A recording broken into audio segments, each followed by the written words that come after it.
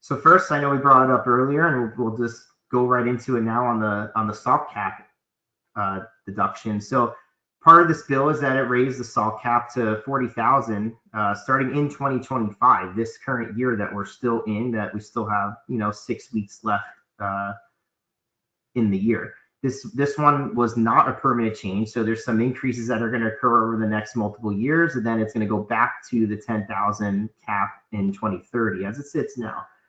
Now let's keep in mind, this is what we said before, is that there's a phase out, and that phase out is 500,000 in modified adjusted gross income. So as we've been doing our planning, I'm going to say that a lot in this call, we've noticed that some of our higher income taxpayer clients, even though they had well more than the 10,000, and we were excited to see that that up to $40,000 salt cap, they still ended up getting 10,000 because of the income limitation and the phase out that started over 500,000. So it's kind of, Nella said it in a great way. You're at a party, you're at a cocktail party, you're talking about the salt cap.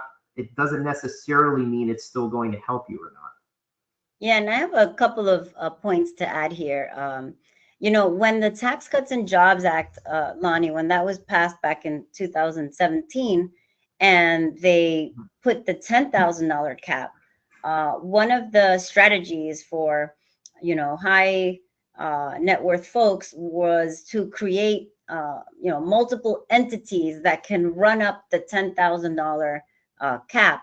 And I remember at that time we said, well, we should also not go too crazy because all of this is supposed to sunset come 2026, right? So we told people, don't go out of your way, restructuring, creating these irrevocable trusts and doing all sorts of crazy things to try to run up a $10,000 cap for multiple taxpayers.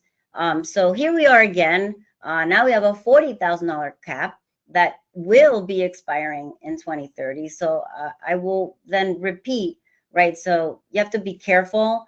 We do want to take advantage of these things and we want to try to get creative.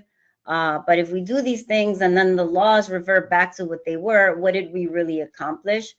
So it's worth exploring. Like, should we do something that can help you run up a $40,000 cap across multiple taxpayers? Is it worth it? Is this something that you would have done anyway had you not been thinking about the $40,000 property tax deduction or state and local income tax for those in New York or California?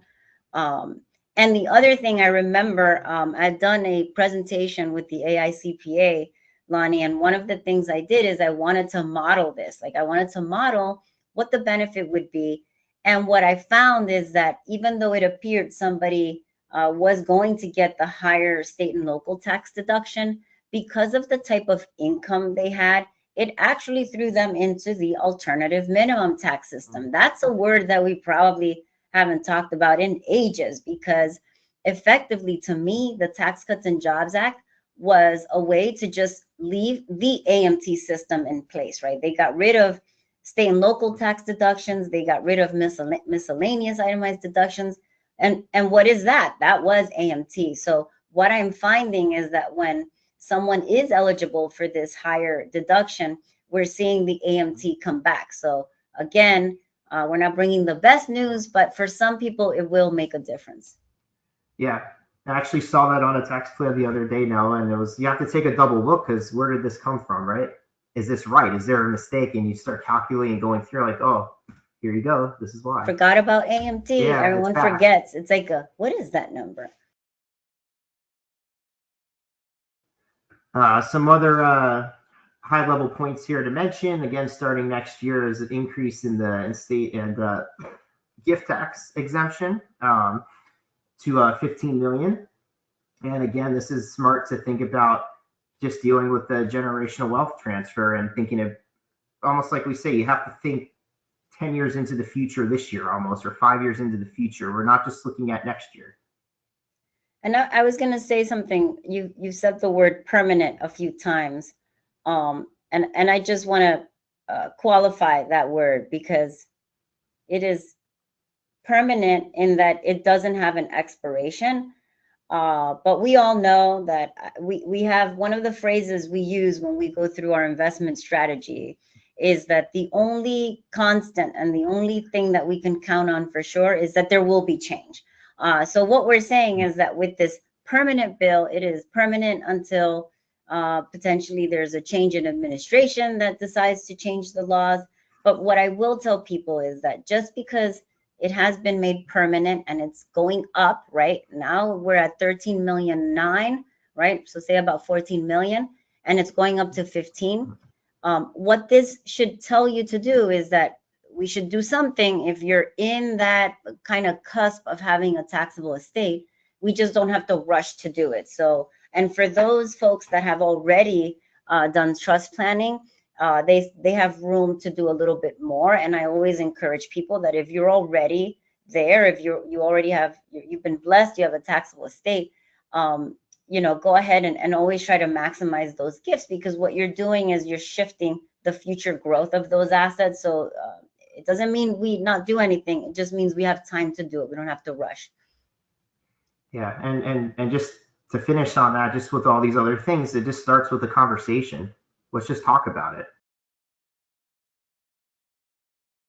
All right, so moving on here is the new deduction that came out as part of the bill for seniors age 65 and older. And one thing, again, I could tell you doing planning is I've actually been seeing this. I come with good news on this slide, that this has actually been helping quite a few of our clients, that what we've been seeing in the tax planning. And what's been nice is even clients that potentially might have had a little higher income this year, it was still low enough to be under these phase out thresholds. Joint, for example, 150,000, and they were getting all or even a prorated piece of this 6,000 per taxpayer deduction, and actually paying less tax than they were in the prior year. So, one thing to think about, okay, if you're not eligible for this, what are the ways that we have available, or what tools do we have available to us this year, if any, to reduce our income to get under the threshold so we can be eligible for this type of deduction and take advantage of multiple things at once. So this is, again, one thing, it's great, but do keep in mind, if you make over these thresholds, it phases out, then it's eliminated. I'm going to add here too, and thinking about my mom, so yes, you want to do things to try to get you under, but I've also seen situations that just really just break my heart, Lonnie, like missed opportunities. So one of the things to look at, and if it's not for you, for your parent and an elderly person in your life, if all they have is Social Security income and maybe a small pension, there might be an opportunity for you to actually accelerate income. And so what could this look like? So let's say, thinking about my own parents, right? Their IRA. So now they have another $6,000 deduction on top of their standard deduction. And when I factor in maybe Social Security, the small pension, I have some room to do something. This way, a deduction doesn't go to waste. Meaning that if I add in all Social Security and pension, and then that's only, say, 25,000, I'm able to deduct 37,000. I have some room to do something. So what I've done for them in the past, either go ahead and trigger gains in the portfolio because I'm not going to pay tax anyway, or do a little Roth conversion so that I can just sort of fill that deduction up and it doesn't go to waste, because you're not paying tax on it. So you get to convert the pre-tax dollars into tax-free dollars, and it's not costing you anything.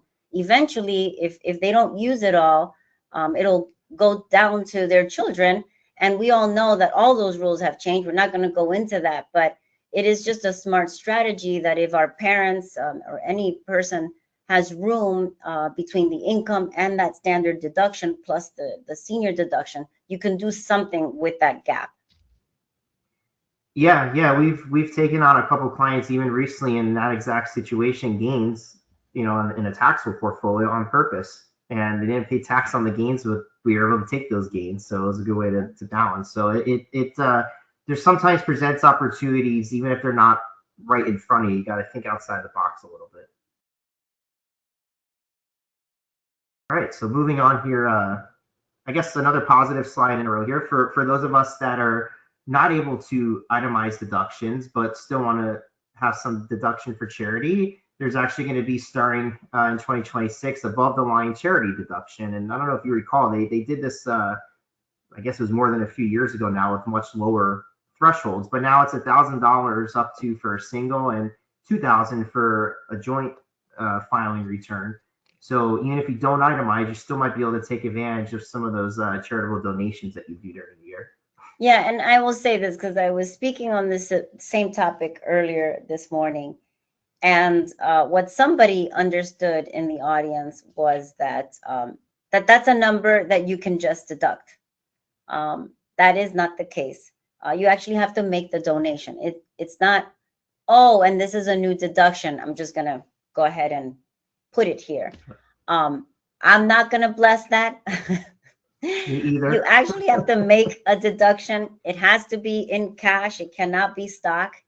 And also, it cannot be to a donor advised fund.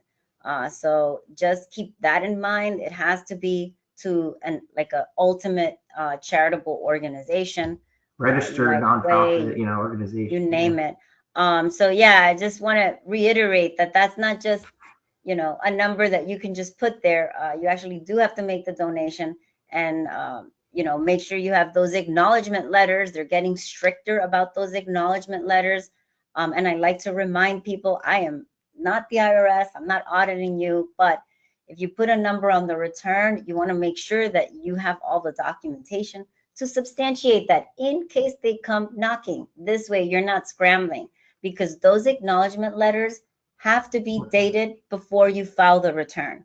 So let's say you don't get an acknowledgement letter and you file the return, they come and you get a nice friendly letter and it says, we'd like to audit your charitable giving, which I've seen that letter and I have addressed it on behalf of our client.